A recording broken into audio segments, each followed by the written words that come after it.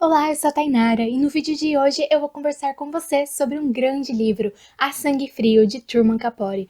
Um livro extremamente impactante em diversos aspectos.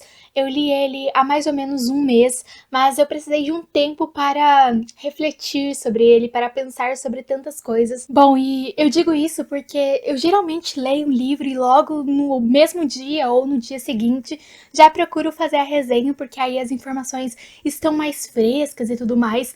Mas com esse daqui não deu para ser assim, porque por mais que eu tenha terminado de lê-lo, parece que ele não acabou, a história continuou se reconstruindo na minha mente. Meus pensamentos foram dando novos significados a diversas outras coisas, diversas passagens aqui que eu precisei reler e refletir sobre elas. Mas, antes de falarmos desse livro que é considerado um marco do jornalismo literário, o primeiro romance de não ficção, já curtam o vídeo se vocês já são de casa, já se inscrevam se são novos por aqui e gostam de literatura. Eu vou tentar deixar o vídeo de hoje mais organizado, falando brevemente sobre o autor, o Truman Capote, depois sobre o contexto de produção do livro e a sinopse, e alguns comentários críticos mais para o fim do vídeo. Lembrando que vocês podem acompanhar tudo isso, é claro, sempre aqui na minutagem do vídeo. Truman Strackfus Pearson, mais conhecido como Truman Capote, sobrenome que herda do seu padrasto, é o autor deste livro. Ele foi um dos escritores mais importantes dos Estados Unidos e pode ser considerado como um clássico contemporâneo, alguém que mesmo na contemporaneidade, em nossos tempos atuais, consegue construir um livro que pode ser lido em qualquer lugar do mundo, em qualquer época, e que vai trazer inúmeras significações, porque mais do que trabalhar com o acontecimento, ele trabalha com os sentimentos, com os conflitos humanos. É uma escrita de imensa qualidade, conforme nós vamos ver hoje. Ele nasceu em Nova Orleans no ano de 1924 e falece na Califórnia no ano de 1984. Truman teve uma carreira e uma obra muito vasta. É claro que A Sangue Frio é considerado a sua obra-prima, mas ele escreveu outras inúmeras coisas, principalmente na área do jornalismo. Contudo, ele também tem alguns livros de ficção bem conhecidos, inclusive conhecidos aqui no Brasil. Um exemplo disso é Breakfast at Tiffany's, mais conhecido aqui no Brasil como Bonequinha de Luxo, que dá ensejo ao grande filme homônimo ao livro. E o Truman também tem um livro de contos góticos que se chama A Tree of Night, algo como A Árvore da Noite, e que eu quero muito ler, porque conforme vocês sabem, eu gosto muito da literatura gótica, tudo que envolve terror, mistério, suspense. E bem, uma vez explanada aí a grande qualidade do Truman, que era a escrita tanto literária quanto jornalística, vamos falar de um defeito que ele tinha. Ele era extremamente arrogante, digamos que ele tinha um trabalho de uma qualidade indescritível, indiscutível, e ele tinha plena consciência disso e ele se exibia muito por isso. Aqui nessa edição, com uma apresentação do Ivan Lessa, ele traz uma pequena anedota que refere-se justamente a essa arrogância do Truman Capote. Então estavam Truman Capote, Gore Vidal e Norman Mailer ali em um sarau literário discutindo sobre livros, e aí o Truman Capote simplesmente se vira para eles e fala o seguinte: tudo isso que vocês estão dizendo pode ser muito interessante, mas a verdade é que eu escrevi uma obra-prima e vocês não. Imagina a cara dos outros escritores e das pessoas que estavam naquele sarau. Eu não consigo nem imaginar. Mas, apesar de toda essa arrogância, o Truman Capote tinha uma grande amiga na indústria literária, que era a autora Harper Lee. Vou até tirar aqui da minha estante para mostrar para vocês o livro da Harper Lee, que está aqui. Inclusive adquiri ele recentemente e adquiri ele justamente por causa do Truman Capote, porque como eles eram amigos, eu imagino que eles devam ter essa qualidade bastante semelhante, sabe? Então eu gostei muito do Truman Capote e acho que vou gostar também da Harper Lee. E esse é o grande livro dela, que aqui no Brasil se chama O Sol é para Todos, mas nos Estados Unidos, no inglês de forma geral, se chama To Kill a Mockingbird. Ok, mas por que é importante nós sabermos que o Truman Capote e a Harper Lee eram amigos? Bom, aí já entra o contexto de publicação, de escrita deste livro e também a sinopse. O ano era 1959, Truman Capote estava folheando o jornal quando ele se depara com uma notícia bastante inusitada. Em uma cidade no interior do Kansas, chamada Holcombe, acontece um assassinato muito bizarro. 4 membros de uma família tradicional na cidade, uma cidade super pacata, super calma, são assassinados de maneira brutal.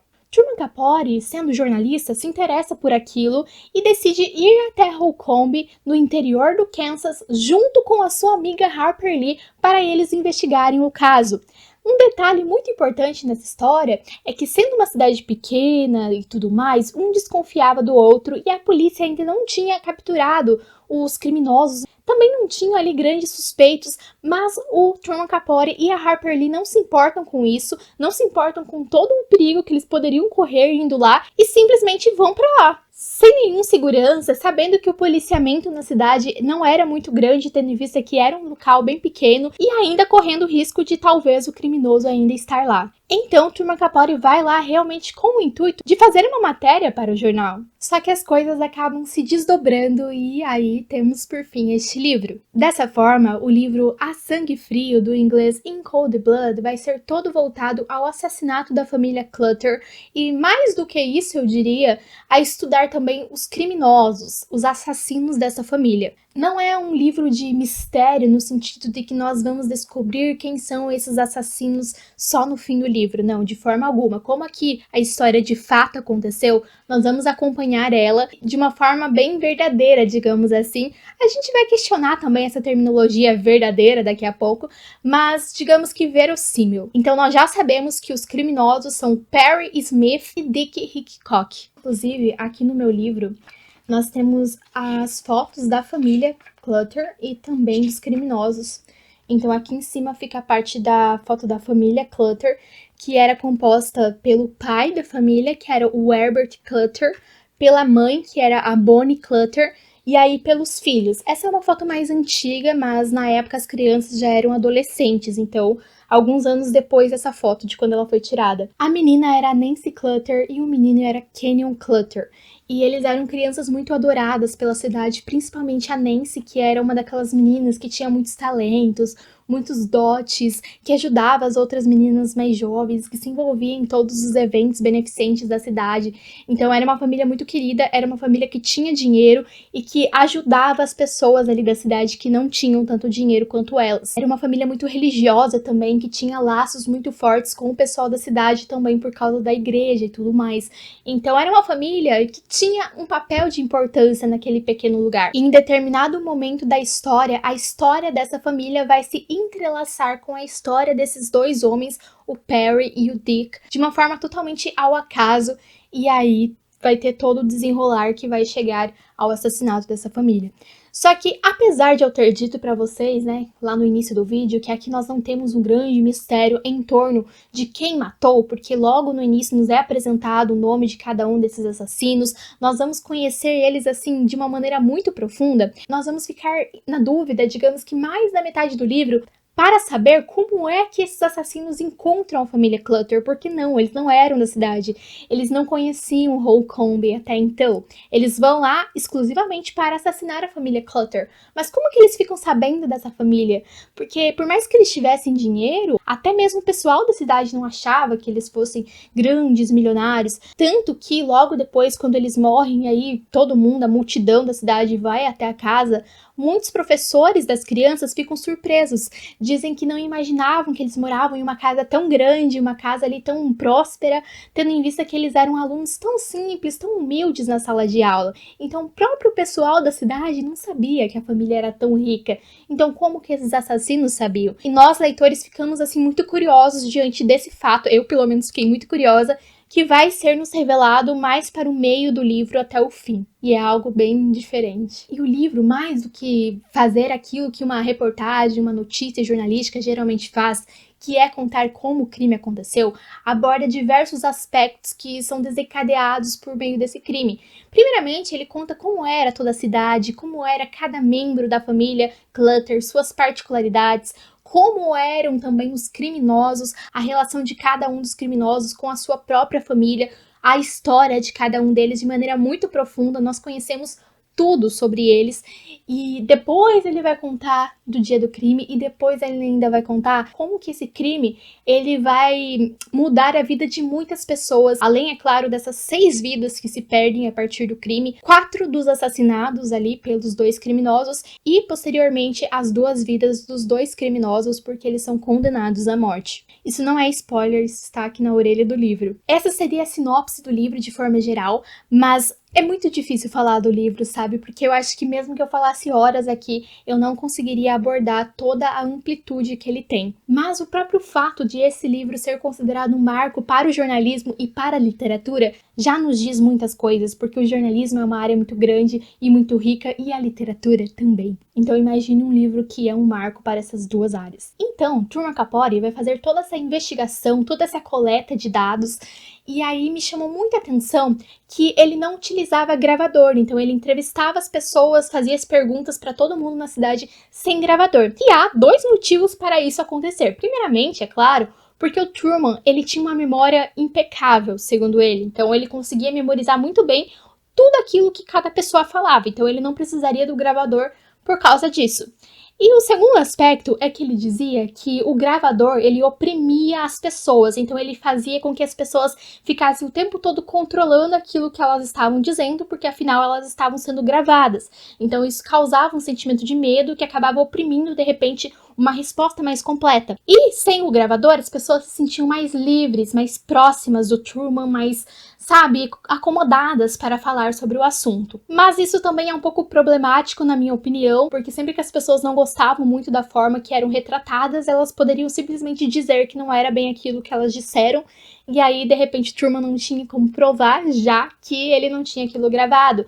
Mas, de todo modo, eu acho que isso foi um elemento que ajudou muito ao livro ser construído da forma que ele é. É dito que essa coleta do material que o Truman fez foi tão grande que ele teria material para publicar mais ou menos 8.000 páginas. O livro tem apenas 430, mas o material que ele tinha era muito vasto. E isso não é por acaso. O crime, conforme já falei, acontece em 1959. Porém, este livro ele é publicado somente no ano de 1965, 6 anos depois. Então, o Truman trabalha nesse livro durante 6 anos. Pode ser que nas pesquisas da internet vocês encontrem que o livro ele foi publicado no ano de 1966, mas há uma explicação para isso. É porque o livro foi publicado em 4 partes no jornal The New Yorker no ano de 1965. E aí ele se tornou um livro em um volume único no ano de 1966. Mas digamos que a primeira vez que a história foi ao ar, digamos assim, foi publicada enquanto história e não enquanto suporte livro, foi no ano de 1965. Algo meio impensável se nós compararmos com o jornalismo de hoje, que precisa de algo muito rápido, muito para hoje, para agora, né? Imagine uma história que aconteceu hoje ser publicada só daqui 6, 7 anos. Não vai chamar tanta atenção, infelizmente, muitas vezes o jornalismo ele precisa dessa atenção do público. E para conseguir essa atenção, que não é algo fácil, às vezes ele recorre ao sensacionalismo, que é você dar mais ênfase a uma notícia do que ela normalmente teria. Inclusive, Truman Capote foi acusado por vários membros ali do próprio jornal, colegas de trabalho, que não gostaram muito bem do trabalho dele com este livro, de ser sensacionalista. E também há uma história bem curiosa com Truman e o jornal The New Yorker, que é o jornal que vai publicar este livro no ano de 1965, é que o Truman ele já havia trabalhado no jornal, como jornalista, é claro, e aí ele tinha sido demitido porque uma vez ele estava de férias e ele decide ir a uma conversa literária na qual estavam presentes alguns jornalistas, escritores, estudiosos, e o poeta Robert Frost estava lendo um de seus poemas, e o Truman dorme durante a leitura, e aí o poeta fica extremamente com raiva daquilo e diz que se o The New Yorker trata os seus poemas assim, ele decide parar e ir embora. Isso porque o Truman disse que ele estava ali representando o The New Yorker, mas na verdade ele estava de férias, ele estava lá por causa de si mesmo, sabe? E ele acabou queimando o filme dele, que foi demitido, e do jornal, que nem sabia que ele estava lá representando o jornal. Mas depois disso, o Truman Capote ele consegue uma grande ênfase, uma grande notoriedade de forma geral ali na sociedade, e o The New Yorker acaba perdoando ele. Na verdade, o The New Yorker ganha muito com isso, Porque eu acredito firmemente que se o Truman não tivesse publicado no The New Yorker, ele teria publicado em outro lugar. O Truman diz que este livro é um romance de não ficção.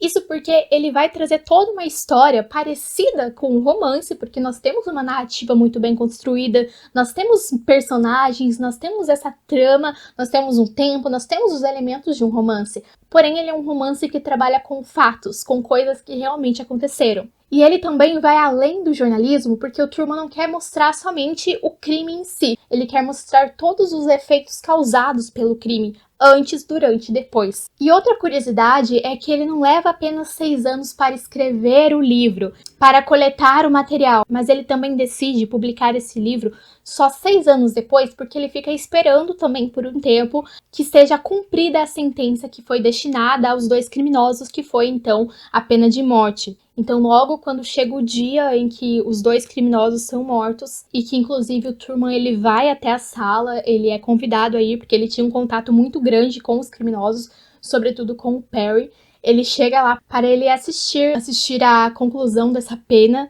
mas ele só consegue assistir a uma pena, porque a do segundo ele simplesmente não tem estômago para aquilo, ele fica muito abalado de verdade, então ele decide se retirar da sala. Depois ele é acusado por várias pessoas importantes de que ele tinha muita informação que de repente ele poderia ter usado para salvar a vida de um dos criminosos, porque conforme nós vamos ver aqui, de certa forma tinha um pouco mais de culpa do que o outro, não vou entrar em detalhes, mas isso também não é apenas uma opinião minha, e quem lê o livro vai entender o porquê que um pode ser considerado mais culpado do que o outro, embora os 2 sejam culpados, mas o fato é que o Truman é acusado de não ter ajudado essa pessoa. E aí o Truman rebate dizendo que o único dever do jornalista para com os criminosos é contar a história deles. Ele também é acusado, tanto por críticos literários quanto por jornalistas, colegas de trabalho, de trazer uma visão muito irreal, muito romantizada de um dos criminosos, que era o Perry Smith. Então, ele era um assassino, Perry Smith, foi comprovado, ele confessou, mas o Truman Capote, de certa forma, enquanto escritor que retratou essa figura do Perry, construiu ele de uma forma que em alguns momentos você sente pena, você se sente próximo desse assassino. Então por isso ele foi acusado de ter romantizado demais essa figura. Em alguns momentos eu também tenho essa impressão, e não é uma impressão que só eu tive. E outra coisa que eu não sabia e que eu li aqui no livro foi algo que eu li aqui nesse pós-fácil que nós temos aqui no livro, que é do Matina Suzuki Jr. e se chama Nem Tudo é Verdade, Apesar de Verdadeiro. E eu achei bem interessante que a gente tem uma introdução do Ivan Lessa e depois a gente tem esse pós-fácil do Matinas. E eu achei os dois muito complementares, muito bons. E aqui ele fala até de uma grande especulação de que o Truman ele teria algum envolvimento amoroso com o Perry Smith, mas eu não sei exatamente se isso é verdade, são especulações de todo modo. Eu achei interessante saber porque isso pode atribuir algum significado a mais na nossa leitura. Algo também que o Matinas traz aqui nesse pós-fácil, e que eu acho que é uma definição que cabe muito ao Truman Capote, que eu concordo fortemente, é que ele foi um escritor que vislumbrou nas técnicas jornalísticas novas formas de se conceber a ficção. Eu tenho uma interpretação do livro muito semelhante à interpretação do Matinas, que é a seguinte, de que o Truman Capote, ele se pauta muitas vezes muito mais naquilo que as pessoas poderiam ter dito do que naquilo que elas disseram. Então, acima de tudo, é como se ele fosse um grande leitor de pessoas, alguém que tem essa capacidade interpretativa de ir além do que foi dito, mas também de entender o contexto daquilo que foi dito e a partir disso entender o que não foi dito. O problema talvez seria ele vender isso como verdade. E essa é uma contradição da sua obra que muitos críticos discutem hoje e vão continuar discutindo por muito tempo, porque realmente você falar de romance de não ficção, em si mesmo, esse termo já é um paradoxo. Porque se ele é romance, ele é ficção. E se ele é sem ficção, então ele não pode ser um romance. Então é confuso, é difícil de interpretar mesmo. Eu já comentei com vocês que o Truman Capote, ele fala muito, então, de cada membro da família, de toda a importância, a relação que eles tinham entre eles, mas também para com a cidade, inclusive Principalmente, eu diria, ele foca na Nancy. Eu acho que a Nancy é a figura dessa família que mais deixou saudades, porque ela tinha muitos amigos e ela, sobretudo, tinha um namorado que de início foi suspeito, o Bob, e que nós vamos acompanhar que ele sofre muito com essa perda e depois, anos mais tarde, quando retorna-se para a cidade, o Truman descobre que ele havia se casado com outra pessoa e deixa entender que, por mais que ele tenha se casado, tudo aquilo nunca vai ser esquecido. Todo esse passado com a Nancy é algo muito forte na sua vida. A gente também acompanha outros amigos da Nancy, a gente também acompanha como foi difícil para os policiais, para os detetives da época, com toda aquela cobrança da população, e como a população de Holcomb ficou extremamente agitada com aquilo, com medo de que os culpados estivessem entre eles, e quando finalmente os culpados são capturados, mesmo assim eles não se sentem seguros, eles não conseguem acreditar naquilo, eles não conseguem retornar à sua paz, mesmo depois de esses culpados terem sido capturados. Todo o funcionamento de uma cidade é mudado. Também vamos ver a influência da mídia fortemente aparecendo aqui no livro. São vários aspectos. E não só o Truman Capote, mas várias pessoas, principalmente da cidade, ficam extremamente fixados nesse caso, tentando entendê-lo, porque afinal foi algo que aconteceu com pessoas, foi feito por pessoas e nós somos pessoas. Então, quando um de nós tem uma atitude tão diferente, tão inusitada, tão macabra, isso nos chama a atenção, nós queremos entender aquilo. É por isso que se dá esse interesse tão sanguinário das pessoas por crimes. Bom, este é um livro muito vasto, eu quis hoje realmente trazer uma resenha para vocês, algo sem muito spoiler para quem quer ler a história, apesar de que sendo um livro baseado em fatos, a noção de spoiler não cabe muito bem, mas tudo bem, eu não contei todos os detalhes do livro. Contei realmente a estrutura, comentários, porque eu sugiro fortemente a leitura deste livro, vai entrar na minha lista de melhores leituras do ano, com certeza, então é uma recomendação muito forte que eu deixo para vocês, principalmente se vocês, assim como eu, gostam da literatura policial. Eu também acho que este livro é um marco na literatura policial, porque é um momento em que nós começamos a ter um subgênero, digamos assim, o true crime, crime verdadeiro. Eu não comentei ainda sobre a minha edição. Essa edição que eu tenho, ela tem 430 páginas, conta então com uma introdução e um pós-fácil que são muito importantes para o entendimento, introdução de Ivan Lessia e pós-fácil de Matinas Suzuki, que é inclusive o organizador dessa coleção de livros, dessa série de livros, melhor dizendo, da Companhia das Letras, que é voltada ao jornalismo literário. Este livro, então, é da Companhia das Letras, é a primeira edição, que é então do ano de 2003, e ela é bastante cara mesmo. Eu vou deixar o link para vocês nos comentários e na descrição, mas se você quer ler o livro, não adianta você esperar ele abaixar o preço na Black Friday, porque isso não vai acontecer. Eu monitorei o livro por mais ou menos um ano, isso nunca aconteceu, então eu acabei comprando ele por esse preço mesmo, porque era um livro que eu queria muito ler, e é um livro caro, ele não está seguindo o novo acordo ortográfico da língua portuguesa, há muitas palavras que hoje são consideradas erradas, né, naquela época ainda não eram, então ele precisa de uma revisão urgente. Companhia das Letras, pelo amor de Deus, é um livro muito caro para vocês não fazerem uma atualização, por favor. Bom, e tá certo que eu carreguei esse livro por toda parte, mas ele é um livro caro e ele já está, tipo, saindo aqui o plástico dele, já perdeu um pouco a cor, aqui na lombada já está desgastado. Eu valorizo meu dinheirinho, mas é isso, espero que vocês tenham gostado do vídeo de hoje. Curtam o vídeo se gostaram e não se esqueçam de se inscrever se forem novos por aqui.